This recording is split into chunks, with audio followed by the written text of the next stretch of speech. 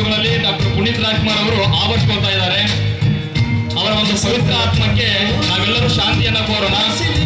ನಾವೆಲ್ಲರೂ ದಯವಿಟ್ಟು ಒಂದು ನಿಮಿಷ ಎದ್ದು ನಿಂತು ಚಪ್ಪಾಳೆಯನ್ನು ತಟ್ಟಬೇಕು.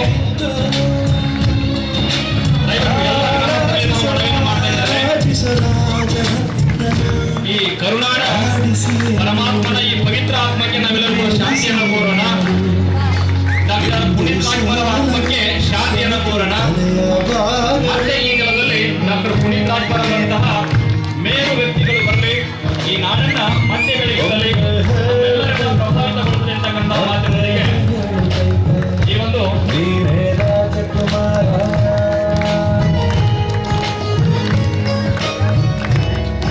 ಆತ್ಮೀಯರೇ, ಈಗ ತಮ್ಮ ತಮ್ಮ ಮೊಬೈಲ್ ಅನ್ನ ಅಲ್ಲಿ ಬೆಳಗಿಸಬೇಕು. ಎಲ್ಲರೂ ಟಾರ್ಚ್ ಅನ್ನ ಆನ್ ಮಾಡಿ ಒಂದು ನಿಮಿಷಗಳ ಕಾಲ ತಾವು ಈ ಒಂದು ಕಾರ್ಯಕ್ಕೆ ತಮ್ಮ ಎಲ್ಲರೂ ಕೂಡ ದಯವಿಟ್ಟು ಎಲ್ಲರೂ ಕೂಡ ಪವಿತ್ರ ಆತ್ಮ ನಮ್ಮೆಲ್ಲರ ಪ್ರೀತಿಯನ್ನ ಗಮನಿಸ್ತಾ ಇರ್ತಕ್ಕಂಥ ಭಾವನೆಯೊಂದಿಗೆ ಅಪ್ಪು ಅಜರಾಮರ ಅಂತಕ್ಕಂತಹ ಮಾತನ್ನ ಮತ್ತೆ ನಾವೆಲ್ಲರೂ ಕೂಡ ಹೇಳ್ತಾ ಇಂತಹ ಶ್ರೇಷ್ಠ ನಡೆನ ಒಂದು ವಿಶೇಷವಾದಂತಹ ನೆನಪಿನೊಂದಿಗೆ ನಾವು ಮತ್ತೆ ಕಾರ್ಯಕ್ರಮವನ್ನು ಆರಂಭಿಸೋಣ. ಡಾಕ್ಟರ್ ಕರ್ನಾಟಕ ರತ್ನ ಡಾಕ್ಟರ್ ಪುನೀತ್ ರಾಜ್ಕುಮಾರ್ ಅವರ ಪವಿತ್ರ ಆತ್ಮಕ್ಕೆ ಶಾಂತಿಯನ್ನು ಕೋರೋಣ. ನಾವೆಲ್ಲ ದೀಪವನ್ನ ಬೆಳೆಸುವ ಮೂಲಕ ನಮ್ಮ ಪ್ರೀತಿಯನ್ನು ವ್ಯಕ್ತಪಡಿಸ್ತಾ ಇದ್ದೇವೆ.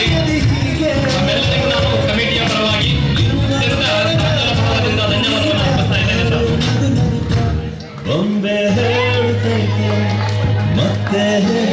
ಧ್ವನಿ ಗುಡಿಸಬಹುದು ಈ ಹಾಡಿಗೆ ತಾವು.